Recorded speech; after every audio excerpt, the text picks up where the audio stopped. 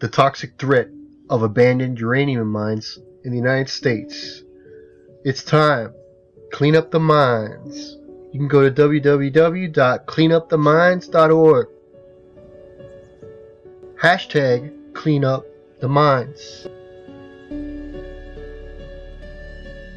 Petitions and online actions to clean up the mines. The nuclear industry is a many-headed toxic beast. Nuclear power and nuclear weapons are just the most visible ones. Mining, milling, processing, reprocessing, the thousands of decaying daughters, the manufacturing and the transporting of nuclear materials, and some other heads of the beast that are less visible. All are desecrating our Mother Earth and killing her peoples. It's time to deal with the initial stage of this problem. We can begin by cleaning up this abandoned uranium mines and placing a national environmental security moratorium on all uranium extraction. Irresponsible corporations or negligent government agencies have abandoned more than 10,000 toxic uranium mines throughout the United States. 10,000. These hazardous mines poison our air, our land and water, and harm the public health. Currently, no laws require cleanup of these dangerous sites. A new campaign, Clean Up the Mines, aims for remediation of these mines through federal legislation and action on public education. Abandoned uranium mines, they call them AUMS, A-U-M-S. The Environmental Protection Agency and U.S. Geological Survey document over 10,000 abandoned uranium mines in the U.S. Most are in the 15 western states on public, private, and tribal lands. So when the Manifest Destiny happened and we pushed those Indians out of the eastern states, they pushed them over to these western states. A lot of these abandoned, hard-to-live areas, desert-like, and that's where a lot of these uranium deposits are. So imagine they got pushed right into a corner, and then the water and the food that they're drinking, they have some of the highest cancer rates in the country. Over 4,200 of these mines produce uranium that was sold to the U.S. Atomic Energy Commission for use in nuclear weapons from the 1940s to the 70s. Starting in the 60s, much of this mining was done to provide the fuel for nuclear power plants. There are several AUMS, abandoned uranium mines, near around the Grand Canyon. 169 of them are within 40 miles of Mount Rushmore, right at the edge of the Grand Teton Yellowstone National Park. 1 in 7 people in the western U.S. live within 50 miles of an abandoned uranium mine. The Mining Act of 1872 governs hard rock mining, including uranium mining, on federal lands. Since enactment 142 years ago, the law has never been substantially modified. It was passed to encourage settlement and development of the western U.S., and current government interpretation specifies the highest and best use of federal land as mining. 75% of the AUMS are on federal and tribal land. There is no royalty paid for mining on federal lands, and no environmental protection or cleanup requirements on federal land. That's right, let's make it a state park. Called Uranium Park. Many of the companies who own the land or operate the mines no longer exist. Others have illegally spun off these toxic assets into non-bankrupt companies, or just flushed right down the river. The result? The people must pay the billions and trillions of dollars to restore most of these sites. So they're now on the hook. We are. There is also no federal set of best practices or standards for cleanup. As a result, most of the EPA-directed cleanup efforts are nothing more than toxic landscaping. AUMS hazardous and contaminant pathways. The abandoned uranium mine pathway. Physical hazards of the AUMS come from unmarked, unprotected mine entrances, cliffs, falling rocks, and collapsing buildings and equipment. Wind picks up radioactive dust from rock piles and blows it for miles. People breathe fine particles into their lungs, resulting in much higher levels of lung cancer near these abandoned uranium mines. People carry the radioactive dust, dirt, and mud around on their clothes and shoes, spreading the contamination to their families in the home. One of the decay elements of uranium is radon gas. It seeps up through the ground in many areas around the mine sites where people and animals breathe it in. Exposure to radon gas is the second leading cause of lung cancer in the United States. Water picks up radiation in a variety of ways. The rain washes radioactive dust from the air and rocks and carries it up into streams and rivers. Surface and underground water dissolve uranium from the rock and the dust. This is particularly true of uranium that has been exposed to oxygen, which then changes into uranium, which is more soluble in water. This is a principle used similar to fracking techniques, the method most commonly used now. The result is polluted rivers, lakes, and aquifers, with no safe available drinking water for thousands of communities. That's right. People don't have a right to water, that's what they say. You have no right to clean water. Pools and lakes of contaminated water contribute to bringing radioactivity into the food chain. Our food supply. The cattle and wild animals can drink this toxic water, concentrating radiation in their organs, which is called bioaccumulation. The plants and areas surrounding these abandoned uranium mines take up the radioactive waste as well.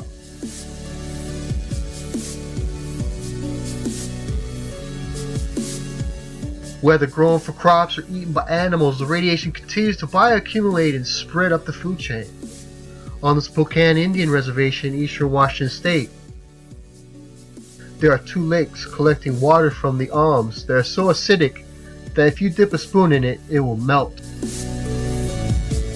Uranium often occurs with other toxic heavy metals, and over time as contaminated water flows out of the alms and into a lake. Evaporation and replenishment by more contaminated water gives off extreme concentrations of toxic and radioactive heavy metals. The EPA has estimated the mining has polluted 40% of the headwaters of western watersheds. 40% of rivers in the West are polluted from mining uranium. Public health emergency. People living near the uranium mines face increased rates of cancer, diabetes, kidney disease, hypertension, thyroid disease, autoimmune diseases such as arthritis and lupus, birth defects, because so many of these mines are on near indigenous lands. The Indian people continues in many indigenous communities. No safe drinking water is available. The EPA has closed 22 wells on the Navajo Nation due to unsafe levels of radioactivity. Site visits and investigation in South Dakota. A cleanup of the mines. Teams visited by the Mount Rushmore, part of our Earth Day, launch of the campaign. The Geiger counter measurement at the National Monument main viewing area was 30 microrems per hour, higher than normal because of the 169 alms within 50 miles of the monument. Millions of tourists unknowingly face exposure to this toxic threat by breathing in radioactive dust and radon gas by one of America's most beautiful monuments. In Riley Pass, one of the largest abandoned uranium mines in South Dakota, the deadly effect of the mine was apparent. As the group approached this bluff, the tree line ended abruptly at the edge of the mine. Although Riley Pass is designated as a Superfund site, signs of the water runoff from the alm were visible. The uranium mine runoff was visible. No barriers or fences prevented people or animals from accessing parts of this hazardous site. This is a site where the toxic landscaping was done, leaving very high levels of radioactivity to poison the water and the soil of the area. At a small community of Ludlow, the group measured radioactivity with a Geiger counter at an elementary school playground that was 44 microrems per hour. This is the equivalent of more than 150 counts per minute over the 100 CPM threshold, which means it cannot be attributed to background radiation and is not safe.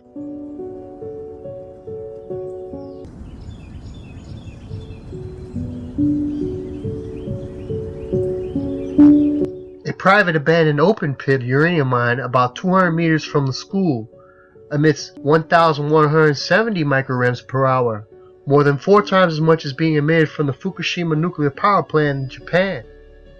This is only one abandoned open pit uranium mine in the middle of the United States. 4 freaking times higher than Fukushima? What the F up?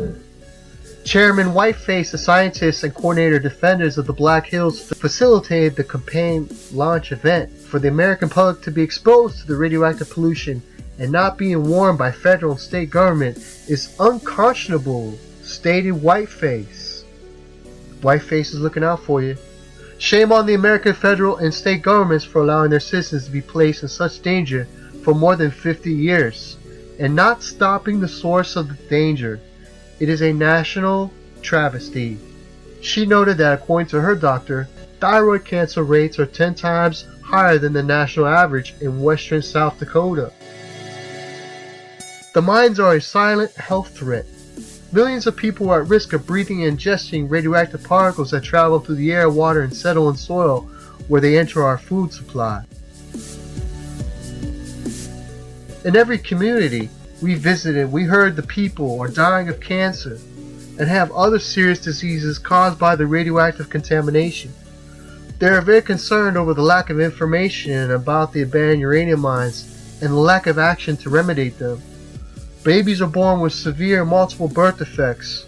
When we visited Red Shirt Village in southeast South Dakota, we heard from Dennis Yellow Thunder, Sioux tribe. His family, including his daughter, used the water for drinking and for bathing.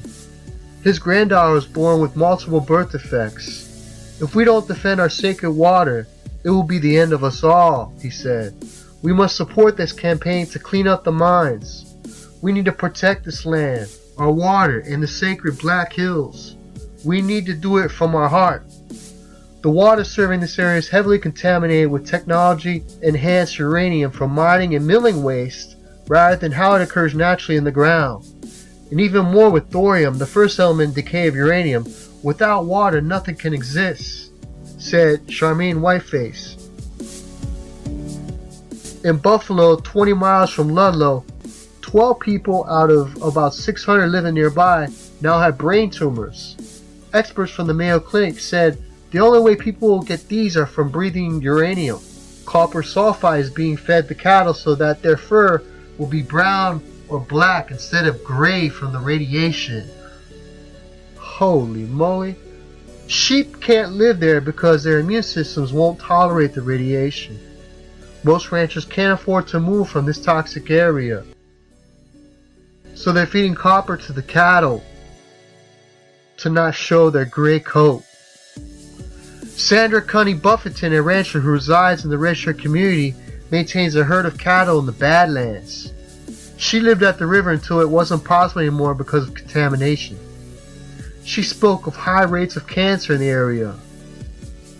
We know we are contaminated, but where are we going to go? I don't know of any other life than the one that I have lived. As crazy as it sounds, you learn how to live with it. Abandoned Uranium Mine Cleanup Act. Clean Up the Mines was established by defenders of Black Hills and popular resistance to the past uranium exploration, Mining Accountability, and Moratorium Acts. The Abandoned Uranium Mine Cleanup Act of 2014. The act will maintain a complete inventory of all existing abandoned uranium mining and exploratory sites. Direct the Environmental Protection Agency to create a new Abandoned Uranium Mines Department to develop an action plan for site-specific reclamation of abandoned uranium mines and exploratory sites. Place a national environmental security moratorium on any processing or approval of new permits for uranium exploration, mining, and leaching operations until the action plan is completed. Institute a program of public education on the dangers of abandoned uranium mines, and mandate accountability of enforcement and public oversight to ensure cleanup of abandoned uranium mines. The Cleanup of the Mines team visited congressional offices and support organizations in Washington, D.C. You learn more about this campaign and what we can do to clean up the mines. You can visit cleanupthemines.org. Please contact your senators and representatives and encourage them to support the Abandoned Uranium Mine Cleanup Act